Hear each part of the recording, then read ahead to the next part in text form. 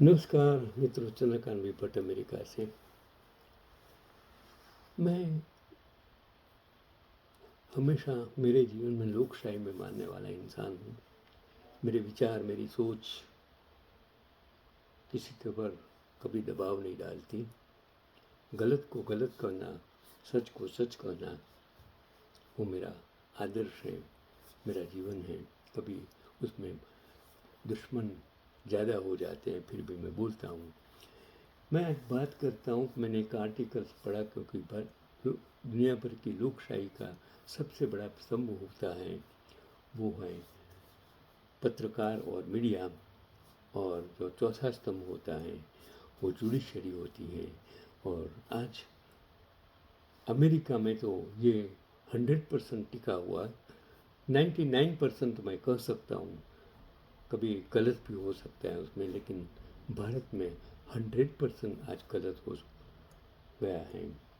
क्योंकि मैंने जो आर्टिकल पढ़ा, यह गौरव का विषय नहीं, चिंता का विषय है।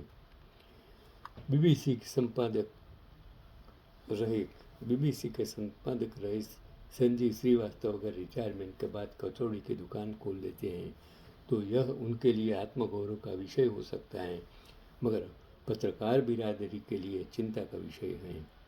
वो आर्टिकल मैंने जो पढ़ा, मैंने सोचा आप तक पहुंचाऊं कि यह उदाहरण बताता है कि अगर एक पत्रकार रिटायरमेंट के बाद नेताओं और अफसरों की दलाली कर राज्यसभा से लेकर सरकारी ठेकेदारी की राह नहीं बना पाता, वह किसी पार्टी का प्रवक्ता या नेता है या सोशल मीडिया मैनेजर नहीं बन पाता, तो उसके पास विकल्प यही है कि वह या तो किराने दुकान खोल दे या कचौड़ी की दुकान खोल दे। कुछ न कुछ छोटा काम कर ले। अपने जीवन के सुनहरे वर्ष ईमानदार पत्रकारिता के क्षेत्र में खपाने के बाद अगर वह स्वाभिमान के साथ जीना चाहता है तो उसके लिए कितने सीमित विकल्प हैं। आपने किसी सरकारी बाबू, बैंक कर्मचारी, प्रोफेसर या किसी और फील्ड के लोगों के सामने इसी विकल्पहीनता शायद ही देखी हो कि उसके जीवन पर भर की सेवा के बाद चैन से बुढ़ापा गुजारने के विकल्प कितने सीमित हैं। संजीव श्रीवास्तव ने दुनिया के सर्वश्रेष्ठ संस्थान के शीर्ष पद पर अपनी सेवा दी है। खबर यह है कि वे शौक के तौर पर कचौड़ी की दुकान चलाते हैं, मगर सच यह भी है कि मीडिया फील्ड में काम करने वाले 90% पत्रकारों की हालत असंगठित क्षेत्र के मजदूरों जैसी आज हो गई है। अगर वे किसी संस्थान से जुड़े हैं तो उसे सैलरी इतनी नहीं मिलती कि ईमानदारी अफोर्ड कर सके। लिहाजा पहले दिन से 500 रुपये प्रति खबर और विज्ञापन के 10% कमीशन के जाल में फंस जाते हैं और उनका बुढ़ापा अपने इलाके के नेताओं और थानेदारों की जी हजूरी करते बीतता है।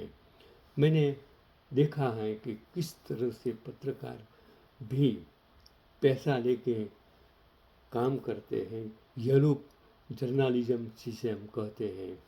मैंने इतने पत्रकार भी देखे हैं जो निर्भीक हैं, बिकते नहीं हैं।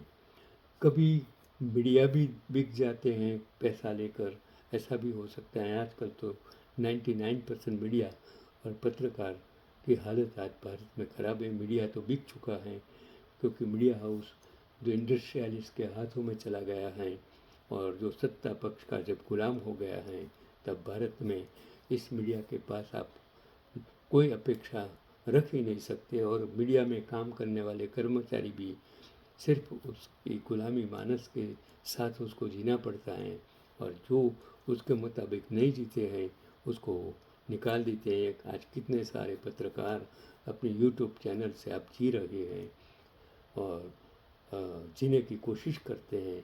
कितने निर्भीक पत्रकारों के पर कितने केस हो चुके हैं, किसको जेल में डाल दिया गया है, ऐसा भी हो चुका है। तो उनका जो बुढ़ापा अपने इलाके के नेता और थानेदारों की जी हजूरी करते बीतता है, वह बात इन ईमानदार पत्रकारों के लिए नहीं है जिनकी संख्या बहुत कम है और जो आज भारत में उसे अपवाद कहे जाते हैं।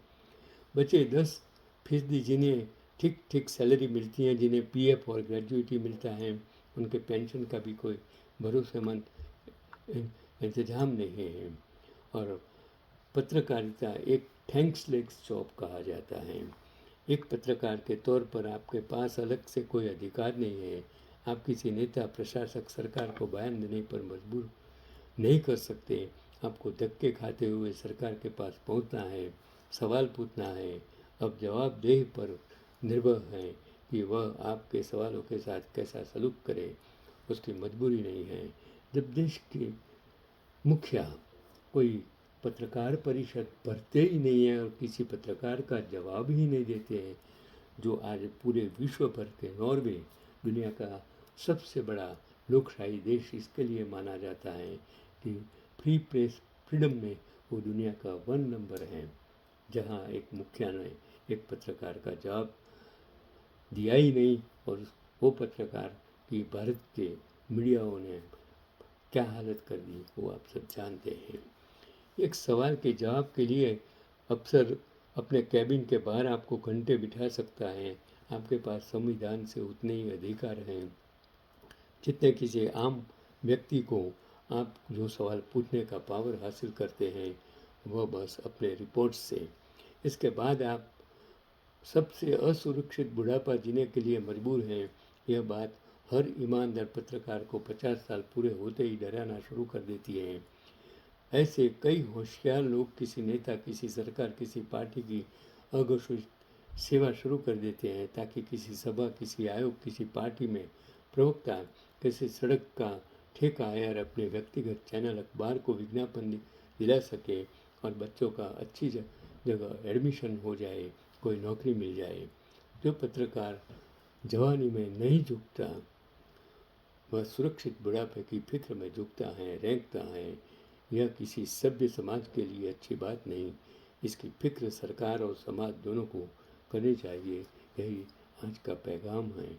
पत्रकार कोई बिकाऊ कभी नहीं हो सकता। पत्रकार पत्रकार ही है। अगर जब बिकाऊ हो जाए, जब गुलाम हो जाए तो वो पत्रकार नहीं रहता है। यही आज का पैगाम।